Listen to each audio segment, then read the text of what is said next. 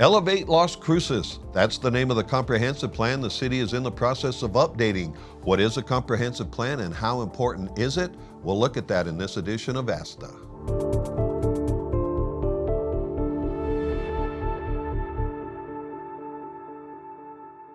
Hello and welcome. I'm Udelvi Hill.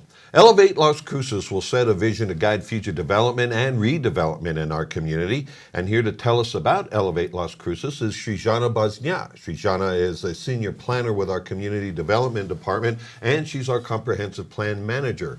Srijana, thank you for joining us. Thank you for having me. Great. Okay, so what is a comprehensive plan and how does it impact our everyday lives? So a comprehensive plan for a city is the most overarching vision for the city. What it's doing is looking out far into the future, and it's kind of driving the city towards certain goals. How it impacts people, how will it not impact folks in Las Cruces? We're going to talk about housing, transportation, things that will impact you day to day would be, what are the choices that we're making in terms of a city government, in terms of what we're investing in, where we're funneling our growth. So all of these things matter to people. Are we able to get out of our houses, meet our neighbors, have social gatherings? The physical environment is really the focus of the comprehensive plan. So clearly then you need a lot of input from the community itself. We can't just rely on you and your team members to come up with this. You need public input. Absolutely, and that's key. So it's the community's plan. Ultimately, City Council does adopt it, but it is the community's plan. And so at every stage in the planning process, we reach out to the public. We have stakeholder groups. We have something called our Comprehensive Plan Advisory Committee. And they're members of the public as well as folks that are interested and have been throughout the process of comprehensive planning. But we want to hear from everyone. Okay, so let's break it down just a little bit more because Las Cruces is growing rapidly. You drive around the East Mesa, you have Mesa Verde, you have all these new areas of growth. How does that comprehensive plan relate to those types of expansions of our community? So one thing the comprehensive plan will do is try to identify where and how we grow. And that's really the crux of it. Now, if we want to keep growing outwards, that'll be the goal. And we say we keep growing outwards. But there's a term that we use for that type of growth. It's called sprawl. And it's not fiscally very responsible growth. So what we need to make sure is that we're growing responsibly, sustainably. We think about future generations when we plan for things and invest in things. One way to look at it is you can have unbridled growth, but you can also have planned growth. You can plan your parks, your amenities. You think about how your streets are connecting. If you keep adding it in one direction, it's going to take longer for you to get from point A to point B. But if you have a good network, you can get to places in multiple ways. You're not restricted. So there's just a multitude of ways that you plan for things like that. Okay, and then we also hear a lot about infill, right? These are spaces within the city that nothing is on right now. Tell us a little bit about plans for infill. Sure. So infill is really the core of the city, Old Town, the heart of the city. And what happens is sometimes there's distance investment and people move out newer, nicer, better, further. And so some of these places are left vacant or underutilized. And so one thing that a comprehensive plan can do, if there's support to do it, is to really identify those areas and say, let's invest in them. Let's reinvest in them in certain ways. Let's make it easier for people to come in and do things in the infill and not make it harder or more expensive. Are there incentives? Does the city provide any type of incentive for people who want to do that? Yes. So currently, we actually waive permit fees and things like that. So there are incentives in place right now to encourage infill development, but really there are other ways, and our Economic Development Department does that as well. We have things called tax increment districts, but all of these mechanisms need to be assessed and viewed because it's also kind of dangerous to go down a path of just constant waiving of all taxes altogether. You still have to maintain the city and services and a level of service that is acceptable to people. So what the comprehensive plan really does is it connects all of these different perspectives and dots, and it approaches things in a comprehensive manner, so you're not missing things when you're creating policies. Okay, so well, let me ask this, in terms of working with developers, right? So we have the city, and then we have developers who want to come in and create new neighborhoods, and Park Hill Estates is probably a good example on North Main, which is going to be a community kind of within a community. How does the comprehensive plan align with that type of growth? So one thing that a comprehensive plan can outline is say things like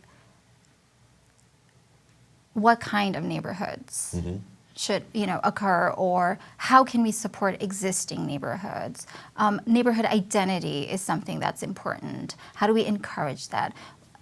There's subtle things that are not obvious when you talk about the physical environment, but we have things called social capital. It means people matter. People want to grow old in the neighborhoods that they grew up in because they're familiar, they know their neighbors, it's comfortable for them. Or you need to have choice. You're young, you don't want to live in your family's old house. You can't afford to, first of all. And then you get a job, you're doing better, you have kids, you have other needs. Your housing choices will differ depending on the stage of life you're in. So the key here is to create that choice and to be cognizant of the needs of people at different stages of their lives. And I think that's what the comprehensive plan can really look at. Because remember, we're not looking at very on the ground level details. We're looking at the overarching vision. Are we moving towards these things in a very responsible, sustainable way? Okay, well, that's all very good. And so we always hear about people who, let's say, shopping choices, for instance, right? We want a Trader Joe's, or, we want certain types of stores. Does the comprehensive plan take into account those kinds of wants and needs of the community? So I would say a specific type of grocery store is still a little bit more detailed than a comprehensive plan would look at. But we do ask people if they need grocery stores in their area. We do assess areas to see if they have access to these services within a walking distance or a reasonable driving distance. We do have food deserts in Las Cruces, and the comprehensive plan will recognize that and say, when developing or when redeveloping, make it a priority to incentivize certain types of services or amenities in these areas. And so that is how a comprehensive plan would approach that. Okay, so you just used the term food desert. What is that? Okay, so way to put me on the spot, Udall, but so a food desert is basically an area where people don't have access to healthy, affordable foods.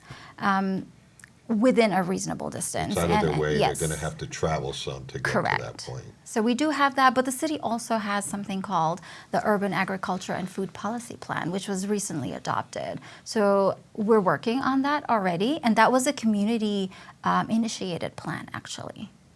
Okay, so we've talked about Elevate Las Cruces. Elevate Las Cruces and the comprehensive plan basically are the same thing. Yes. So Elevate is basically the title. It's just easier rather than saying the comprehensive plan every time. We just say, well, Elevate. Elevate Las Cruces. It's a little more descriptive. Right. So is this comprehensive plan? Is it a fluid?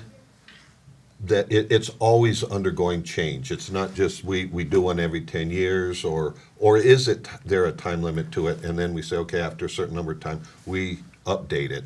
Or are you constantly in the process of updating it? So the city charter does mandate that we update our city's comprehensive plan at least once every 10 years.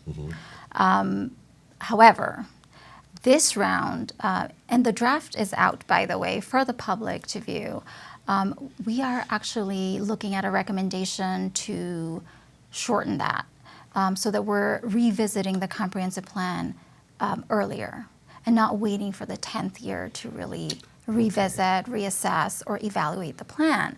And that way it keeps it alive, so it becomes a living document. We have issues that come up in the community that can surprise us sometimes. We haven't anticipated certain things maybe.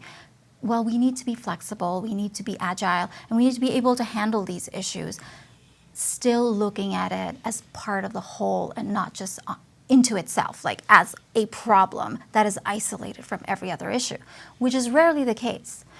And so having a document that gets reviewed and used and updated frequently rather than just once every 10 years seems to be a good idea.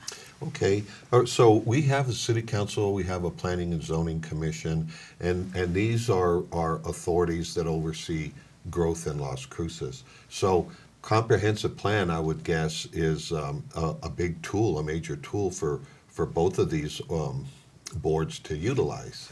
Absolutely. So the Planning and Zoning Commission should be using the comprehensive plan to assess every development or application that comes into the city, because you can look at details, but you should always be moving as a city towards a certain goal or a certain vision. And so as long as we're not in conflict, we're not compromising other goals that the city might have that we're working towards, it just makes sense to have a document like this to guide decision makers. And that's why they're involved in the process, so that they have a voice in it as well. And City Council actually looks at the comprehensive plan and is required to do so in deciding where their capital improvements go. So if there, and we have the capital improvements plan, which lists out all of these projects that we're gonna invest in for the next year, 2 years, 5 years. And so what needs to happen is there needs to be a connection to the comprehensive plan, and the idea is that everything we're investing in moves us towards that vision. So it's in a way a strategic plan as well. Everything we do has to be in accordance with that comprehensive plan for planned growth. Sure, and because the planning process itself is so long for a comprehensive plan, it's very intensive. We try to engage multiple stakeholder groups. It does become a very holistic plan.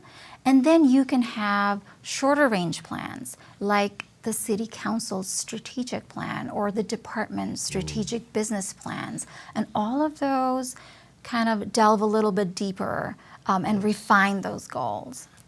You've done a real good job explaining what a comp plan is, and thank you for that. And you are in the process now of updating it and trying to get public input. So you've got a survey that's available for people to take. Tell us about the survey, please. So the survey is an online survey.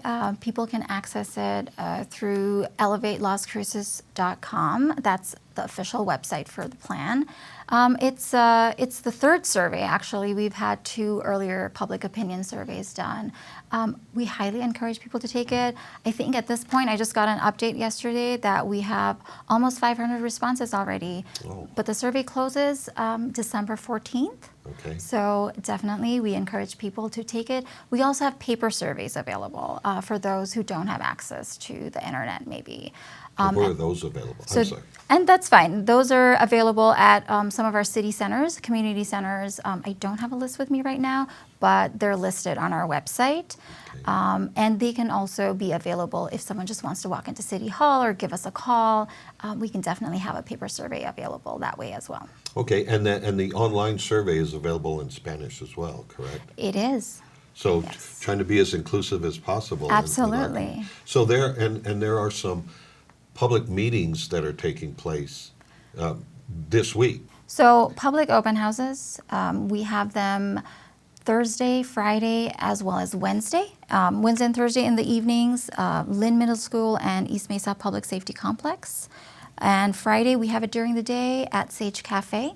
So with every meeting, we try to geographically be as diverse as we can. So, people don't have to travel too far out of their way to attend one of these. But the idea behind the open house is really to just have a place that people can pop into at their convenience, look at some of the stuff that's been worked on, ask questions, give us feedback. Our consultants will be there as well, half associates. And so people can ask them questions as well. And there will be a presentation that runs a couple of times during this 2-hour event. So at the start of it, and then maybe every sort of half-hour mark. But it's the same presentation. You don't have to wait for the next one if you just come into and sit in for one of these. Great. Yeah. Well, hopefully a lot of folks who heard you describe the comp plan and how important it is in our everyday lives will be a little more enthused about wanting to participate in this process and give you the type of feedback that you're looking for, because it really does help all of us as residents of Las Cruces to have a voice in it. It's simply, how far do I have to travel to get to a school, to a store, to my job? What Right. kind of road am I going to be driving Exactly. on when I get out of my driveway? All of those things, a lot of that we take for granted, and we really don't give it a lot of thought as to how all of that comes together. So that this comprehensive plan really puts it all together. Does. So let me ask you, just before I let you go, Sure. is if somebody wants more information about it or how to participate, do you have a phone number that you can give us? Sure. The department's number is 575-528-3043. Okay. You can, folks can reach us at planning@las-cruces.org as well if you want to send us an email.